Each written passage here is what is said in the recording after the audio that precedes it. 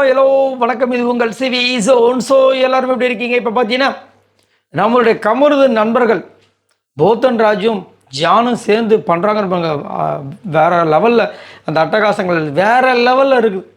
அதுவும் குறிப்பாக அரோராவை பற்றிலாம் வந்துட்டு வேற லெவலில் வந்து எக்ஸ்போஸ் பண்ணிகிட்டு இருக்காங்க. அதுவும் கமருதனை பற்றி டீட்டெயிலாம் கொடுத்துட்ருக்காங்க. சூப்பராக ஒரு விஷயம் வந்து ஷேர் பண்ணது நம்ம சப்ஸ்கிரைபர் தான் கொடுத்துருந்தாங்க. போய் பார்த்தா அப்பா வேறு மாதிரி இருக்குது. என்னென்னா இன்றைக்கி ஒரு சம்பவம் நடந்திருக்கும். Sad moment. அதில் வந்து விஜய் பார்வதி பேசின விஷயங்கள் எல்லாமே செமையாக இருந்திருக்கும். எல்லாருமே கண்ணீர் விட்டு கதறி எழுதிருப்பாங்க. அவங்கவுங்க மூமெண்ட்ஸை பார்த்துட்டு விஜய் பார்வதி கடைசியாக அந்த டோரில் நின்று யாராவது வருவாங்களான்னு ஏங்கி பார்த்துட்டு கடைசியில் யாருமே வரலன்னு சொன்னதுக்கப்புறமா வெளியே போகும்போது அவங்களுக்கு எவ்வளோ வலிச்சிருக்கும்.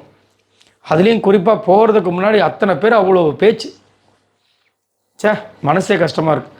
இது எல்லாத்தையும் பார்த்துட்டு அழுதாங்களா? எதுக்காக அழுதான்னு ஆனால் அழுதாங்க. அதுக்கப்புறம் பிக் பாஸ் வந்துட்டு ஒரு வார்த்தை சொன்னார்.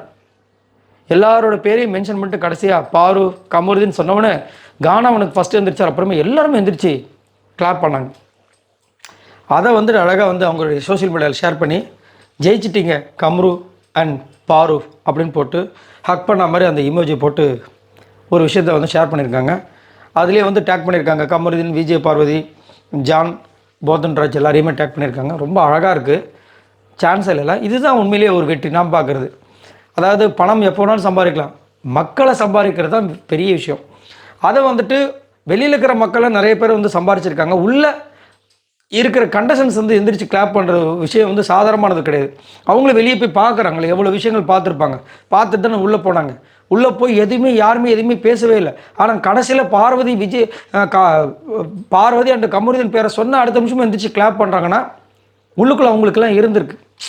ஸோ அதை வெளிப்படுத்தியிருக்காங்க. இது ஒரு பெரிய வெற்றியை நான் பார்க்குறேன். அதை தான் வந்து அங்கே வந்து அவங்களுடைய சோஷியல் மீடியாவில் நம்ம ஜான் வந்து ஷேர் பண்ணியிருக்காங்க.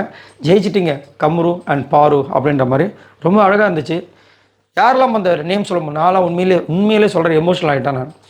அதுவும் அந்த சேட் மூமெண்ட்ஸ் இதில் வந்துட்டு தனியாக விஜய் பார்வதி காமிச்சிருப்பாங்க. அவங்க அப்படியே நின்று இருப்பாங்க, யாருமே வந்திருக்க மாட்டாங்க. அதுக்கப்புறம் கமருதீன் அப்படியே கண் கலங்குற மாதிரி இவருக்கு ஒரு முத்தத்தை கொடுத்துட்டு அப்படியே போவார். அதெல்லாம் வந்து சான்ஸே இல்லை. பயங்கரமாக இருந்தது. சரி, இதை பற்றி உங்களோட கருத்துக்களை சொல்லுங்கள். பாய் நண்பர்களே.